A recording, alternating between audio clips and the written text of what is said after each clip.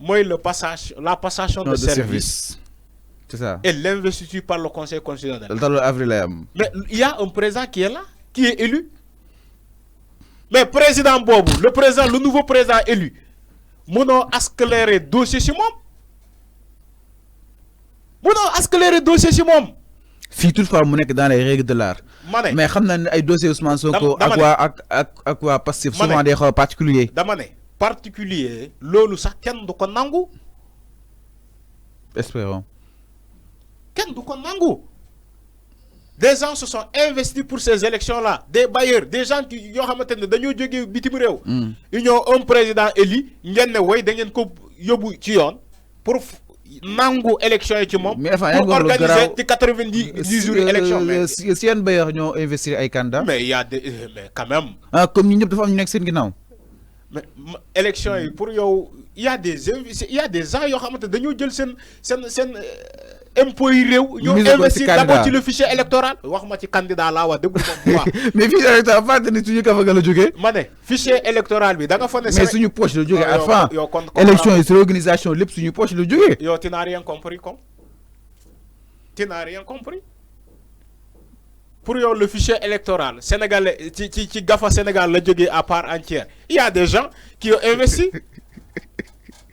Il y a l'opinion internationale qui est là. Mais pour quel but? Pourquoi l'opposition est allée voir l'Union européenne? Mais pour quel but? Enfin, l'Union européenne, fi nga toog di ko cracher. Mais lola la? Fi nga toog di cracher l'Union européenne. Man musuma bëgg Union européenne, lola la. Mais pourquoi l'opposition est allée voir l'opposition recalée là wa? Pourtant ñu dem c'était l'Union européenne. Mais enfin, pour quel but la ñoom di dool xaalis ci réew mi pour suñu ay fichier ak yu mel noonu? Mais Serigne Fallou yow foo ne? Mais pour quel but? C'est vrai que je te comprends jàngoo économie moo tax xamoo économie Sénégal nu muy doxee mais xaalis bu ñuy abbi bitim réew yow lan ngay inventé fii ay impôt taxe bi moo lay jox budget bi lu si des yëpp da nga koy lebi. Alpha comme am na candidat yoo xam ni Alpha li nga bëggoon wax ko rek am na candidat yoo xam man waxuma fi candidat yow yaa wax candidat man musuma wax candidat dama ne élection Sénégal laa wax. Amna ay entité internationale yoo xam dañoo dugal seen xaalis foofu. Ok c'est clair. waxuma la candidat bu ñuy financer xam nga yow fi ngay wax ak fi may wax du benn da ngay déglu. Il faut s'écouter il faut qu'on s'écoute dama ne. non da nga ne élection il faut mu am parce que y a des bailleurs. loolu laa la wax. ci fi ñëw dugal fi seen xaalis. seen xaalis pour miser. waxuma miser. ah waxoo miser. non attends yow il faut nga muus. Il faut que tu sois intelligent quand même. Il faut pas poser les questions dans l'embarras comme ça da ngay muus. Je n'ai pas dit ay nit ñoo dugal xaalis pour miser. Il faut pas jouer avec les mots. Dama ne. C'est clair. Ay nit yu investi sur le fichier électoral du Sénégal. C'est clair. Alors parlant de ce fichier. Yo pour yo defar carte d'identité yi mais quand même il y a des gens qui ont financé. Élection Sénégal, le budget là. Collègue, enfin d'accord pour élection à date échue. Mais où est l'FMI? Où est la Banque mondiale? Les d'accord pour élection à date échue. Ils se sont tous financés dans le fichier électoral. Ils se sont tous financés dans les élections. Donc d'accord pour élection à date échue le 24 février. Mais lola bala lolu fokk mu leer. Jënd nga ci rapport bi. Mané fichier électoral bi day leer ba paré les bureaux de Touba qu'ils ont délocalisés à Mbacké day leer. Parce que le Touba quand même c'est le deuxième de l'électorat du Sénégal. Bu fekkee jëli na ay bureau Touba yóbbu ko Mbacké parce que du simple fait que le khalife dafa tere ay élection am foofu. Mais yooyu yëpp dafa war a leer balaa nga dem ci élection pour nga bañ a daanu ci piège loolu la wax mais man je suis pour les élections mais loolu tant que leerul boo risqué dem ci élection parce que dégg naa ay nit yi naa woy duñu fi nangu ñu sàcc élection maintenant bi nga ne doo leen nangu ñu sàcc ci élection loolu nga war a investir à ce que ñu leeral le fichier électoral ñu leeral ay yeneen entité bu fekkee yow bëggoo ñu sàcc élection yi mais da nga war a sàkku pour loolu yëpp leer mais loolu la wax tout ça c'est du pareil au même. Alors c'est clair avant c'est clair. Donc man su ma naree terminer damay ne ñuy wax pour élection yi pour la candidature de Bassirou Diomaye Faye ñuy wax ci journaux yi wëy dégg naa ay revue de presse dégg naa ay journaux yi titré yooyu ni Bassirou Diomaye Faye bu gagné dañuy jël nguur gi jox ko Amadou Ba. peut-être dafa am fu ñu ko teg. C'est faux. C'est encore une bataille bu ñuy préparer pour décourager les électeurs élection yëpp tout est question de bataille médiatique élection yi nii Tout est question de communication. Stratégie, communication. Stratégie, communication. Tout est question de ça. Comme Bassirou Diomaye Faye Diallo, est-ce que dès que ces heures de discours, bala ñu valider la candidature de Bassirou Diomaye Faye? Est-ce que dès que ko? Amoon na ko doon wax. Non, non, non. Dégo ces heures de discours, bala ñu jàllale candidature Bassirou Diomaye Faye. C'est la raison d'être qui était là. Maintenant, il faut ñu jàllale candidature pour ñeneen taxaw di projeter vers l'avenir. Andi fabriquer fii Sénégal c'est comme ça. Il y a des communicants yoo xamante ñoom seen gagne-pain loolu la. Seen gagne-pain mooy maanaam lëndëmal xel sénégalais yi décourager loo sénégalais yi tenir des discours irresponsables et immatures envers les sénégalais mooy maanaam nax leen dëkkee di leen nax naxe mbaay la. C'est comme ça qu'il fonctionne am na ñaante seen gagne-pain loolu la seen discours naxe mbaay la lu ñuy wax sa gëmuñu ko lu ñuy wax sa riméwul avec la constitution riméwul avec les lois de ce pays. Comment un président peut être élu un président qui n'a pas été condamné définitivement, un détenu. Yo kon bu fekkee loolu am na ñu bàyyi fii ay nit yoo xamante ne sans procès ci ay faux et usage de faux ñu bàyyi leen fii sans procès. ñu bàyyi fii ay Bougazeli yoo xamante ne dañ leen jàpp ci ay faux billets ci ay vidéo yi essayer di guerre ay alkaati.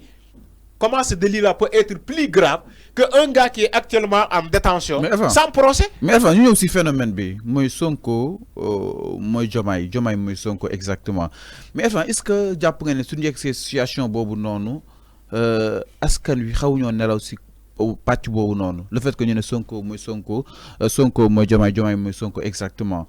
Est-ce que lolu tamit xawta li nga xamné que modi lâchelo sénégalais yi parce que scénario bi mën na am bien scénario aussi mën na am mën leen xaar lu bëri mën leen xaar d'autres scénarios exactement jëmale si ki nga xam ne que moo di Bassirou Diomaye Faye est-ce que pataaral bi nga xam ne itam sénégalais yi def nañ ko sur li nga xam ne que moo di le rejet de la candidature d'Ousmane Sonko est-ce que loolu peut-être duñu war a mën a récolter li nga xam ne que moo di les fruits après 2024 si toutefois Diomaye Faye est élu moom ay conséquences yi nga xam ne itam dinañ ko daal di teg parce que instant bi ñi xaar Sénat pour mu exiger li nga xam ne que moo di sa libération ñi xaar aussi li nga xam ne que moo di le doyen des juges pour mu daal si addu daal di jëmale parce que sànq maa ngi libéré note boo xam ne itam nee neen seul juge bi moo war a mën a may Bassirou Diomaye Faye mu daal di mener sa campagne su ko mayul tamit dara du ko si fekk. mais xam nga wax naa la ko fii démb man su ma nekkoon les avocats de Ousmane de Bassirou Diomaye Faye dañuy bind daar le juge pour sa libération. Mais dinañ ko bind mais ñu ne le juge n'est pas obligé. dama ne daf ko war a bàyyi mu am toutes les libertés que yeneen candidats yi ma ne tous les candidats sont protégés par la loi tous les candidats sont égaux devant la loi les candidats aux élections sont tous égaux devant la loi ils ont ce qu'on appelle un temps d'antenne égal équitable un temps d'antenne. C'est ça la candidature. Moi, la Sénat doit protéger les candidats. Le Conseil constitutionnel lui-même doit protéger les candidats. Mais le Conseil constitutionnel, c'est un tribunal électoral. Comme la Cour suprême. Conseil constitutionnel, vous dites Bassirou Diomaye Faye. Mais on protéger le candidat Bassirou Diomaye Faye. Ça coûte le juge vous libérer quoi. Vous jure de la même fonction que ses collègues candidats. Mais le Conseil constitutionnel qui est un tribunal régi par des magistrats la Sénat par des magistrats war nañu protéger les candidats. Non ñu ne waxuñu le Conseil constitutionnel mais doon ne la Sénat mu intervenir ñaari laa wax les deux entités man maa la ci yokkal le Conseil constitutionnel. Le Conseil constitutionnel peut intervenir. loolu laa la wax le fonctionnement judiciaire. Écoutez Serigne Fallou le Conseil constitutionnel jouit des mêmes fonctions que la Sénat. Non, fii c'est le tribunal électoral. Enfin, commission bi cette élection est là. Mais au niveau de la Sénat, qui sont là-bas? C'est pas des juges. C'est des magistrats. Toi aussi, mon cher. Mais enfin, magistrat yaa ngi fépp. Xam man Arfan. Magistrat yaa ngi fépp. Xam man Arfan, mon combat. Xam man Arfan, mon combat, c'est pas contre l'opposition, c'est pas contre le pouvoir. C'est pas contre Amadou Ba, c'est pas contre Ousmane Sonko, c'est pas contre Bougane Gueye. mon combat c'est pas les candidats, c'est pas les politiciens, c'est pas ça mon combat. Lan moy mon combat. Les communicants yi tok ci plateau yi di lëndëmal xel sénégalais. Il faut démystifier ces gens-là et les mettre à nu devant l'opinion publique. Il faut démystifier ces gens-là et les mettre à nu devant les Sénégalais. Moi, c'est ça mon combat. Moi, di véhiculer des mensonges sur les réseaux sociaux wala ci plateau yi ñu melni Arfan parce que bari nañu fi ñu melni Pa Moussa ñu melni ñeneen ñun dañuy tok ci plateau yi di leen démystifier di leen mettre à nu devant tous les Sénégalais. C'est ça mon combat. Moi, ñëpp ñuy taxaw di wax pararak do xam te ay contre-vérité ñun on est là pour leeral sénégalais yi ñu xam. Parce que là pour leeral parce que ñom lu ñu jàng ñom ñun loolu la ñuy jàng. mais faculté de droit mais ku nekk sa camp bàyyi leen ak ñu ak dama ne luy défendre. bépp kilifa buy taxaw di lëndëmal xel Sénégal mu leer na sa yow kilifa gi li ngay wax ni du dëgg da ngay gis ay xale yuy toog ci plateau ñu jàng comme yow di la mettre à nu parce que ñun yàgg nañ ko def. On l'a pas commencé avec Ousmane Sonko. En 2011, 2012, on était là. Amana ci yenen entité médiatique. Ci combat bi lañu yaga nek. Toujours dans le côté de du peuple sénégalais. Man ci peuple sénégalais bi la féto te duma ma sa changer. Gisuma lu may détourner. Man je suis pas un Pape Ndiaye bo xamantene da ngay duggu kasso en tant que journaliste. Bay battre le macadam pour nga génn. Nga ñëw commencé di toroxal ay famille de détenus alors que tu es un ancien détenu. Baye Pape Ndiaye Arfan. Loolu mooy naafek ci métier bi. Moo tax ma ne la su ma ñëwaatee ci Kabo dama ne. Sur la libération de Bassirou Diomaye Faye exactement Bassirou Diomaye Faye. ñu siy xaar le doyen des juges. waaye tam ñu siy xaar li nga xam ne que moo di la Sénat. mais Arfan ce silence bi nga xam ne itam ñu ngi koy nemmeeku si Sénat. lan moo ko war a mën a expliquer ba tey. Le cas du candidat Bassirou Diomaye Faye est tellement facile à régler. Tellement facile à régler. C'est naka. Loi. Parce que ici, dans un pays, tout est question de loi, tout est question de règlement, tout est question de constitution. Okay. Dans un pays souverain, là, tout est question de loi, tout est question de règlement, tout est question de constitution. Si tu veux être libre, la loi et la loi, tu dois être conforme avec les lois là. Tu dois être conforme avec ces règlements là. Tu dois être conforme en conformité avec la constitution nga am jàmm ñooy boo nekkee ci tribunal ngay doxal nekk juge nekk magistrat dañ lay ne buy rendre sa justice rendre ko au nom de la loi au nom du peuple sénégalais nang ko tënk ci loi moo tax ma ne la tout est question de loi dans un pays souverain à moins que nga ne ma on est dans un royaume dans ce cas ci royaume xaw ma ci dara foofu buur kese moo am loi am ak waa këram. Mais mandama japonais, peut-être Sénégal, on est une république. Maintenant, la république dit que les lois, la constitution d'abord, les lois, les règlements, banga wati bo ci souf. Lolu moy république. Mota mané la Bassirou Diomaye Faye aujourd'hui est candidat. Te candidature am kan moko jallale? Je te pose la question. Le Conseil constitutionnel. Le Conseil constitutionnel, il est qui? C'est pas un tribunal électoral. Conseil constitutionnel d'un pays. C'est un tribunal électoral. C'est un arbitre électoral. Parce que après le président élu, mon conseil constitutionnel bobu ci bopam mokoy investira. Donc nakul lu tiaxan la. Maintenant conseil constitutionnel bu démé ba jallalé candidat bobu. Lan moko déssé? Lan mo déssé candidat bobu? Ak lan moko téré génné ci kasso bobu? Amul procès. Amul jugement définitif. Amul dara. Le waxma mais am na charge par le procureur. Ma ne xam nga procureur charge yoo xamante ne ça peut être du néant même ça peut être du néant lu amul comme ça peut être aussi lu am tant que juge wu nit ki procureur lu mu wax amul dara y a rien du tout. Procureur peut porter en charge comme en décharge sur nit mais je te donne l'exemple. Le procureur, ce qu'il a chargé Ousmane Sonko dans le dossier Adji Sarr, viol et menace de mort, est-ce que l'on mot aboutir? Est-ce que vous avez dit que le procès bi l'on l'a Ousmane Sonko? Mais amoul, il n'y a rien du tout. Mon mot profonde le neko, voilà beaucoup de gens dans le lit, on a fait corruption à la jeunesse. Voilà. moo tax ma ne la procureur day chargé rek day chargé tant que jugé wuñu nit ki procureur lu mu wax dañ koy jàppee ni que nit la bu wax rek loolu la yow d'ailleurs la preuve procureur ñaata la chargé ñaata nit la ñu chargé ci les émeutes ñu xëy na leen libéré nañu jeunes yooyu libéré nañu 30 détenus libéré nañu 30 jeunes libéré nañu 20 jeunes ci 4 avril wala 31 décembre wala leneen ak leneen pourtant le procureur les a chargés procureur chargé woon na leen procureur ñaata nit la chargé fii ñu xëy may leen liberté provisoire. mais jàppoon tamit la différence. donc à moins que tu me dis que. ces gens la différence en est que mooy la lourdeur de ces charges exactement. mais la lourdeur de ces charges là ak un gars qui a essayé de corrompre publiquement des gendarmes. Bougazeli a essayé de corrompre publiquement des gendarmes. Il a fauté un. Il reconnaît sa faute et il essaie de les corrompre publiquement. Voilà ce qui est la raison d'État. Parce que gis nga faux billet mën naa nërmeelu économie askan économie lëm de tout un pays faux billet. C'est quoi les charges retenues contre Bougazeli? C'est quoi les charges retenues contre Bougazeli? Ouais. Les charges. Mais les charges qu'ils ont retenues contre Bassirou Diomaye Faye, où sont les preuves? Vous faites que nous avons des preuves. Vous avez des procès? Voilà, nous avons des procès.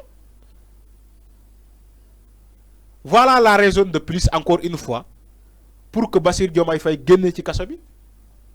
Dara téyewu ko ci kasso, dara téyewul Bassirou Diomaye Faye ci kasso actuellement. Dara du tout, rien du tout. Man maa la ko wax. À moins que mu nek un détenu spécial et particulier. Mais bien sûr. Mu nek un détenu spécial et particulier. Mais Bassirou Diomaye Faye dara retenir ko ci prison bi. Du simple fait que Conseil constitutionnel qui est un tribunal électoral, moko jallale nek né Sénégalais devant tout le monde, la face de tout le monde entier, dit que Wadi en état même en prison, il est candidat, mën na nek candidat, te mën na gagner élection yi. Conseil constitutionnel moko wa ci le fait que ñu jallale candidature. Maintenant, Conseil constitutionnel bu défé lolu, kan moy contester contre ça en matière électorale?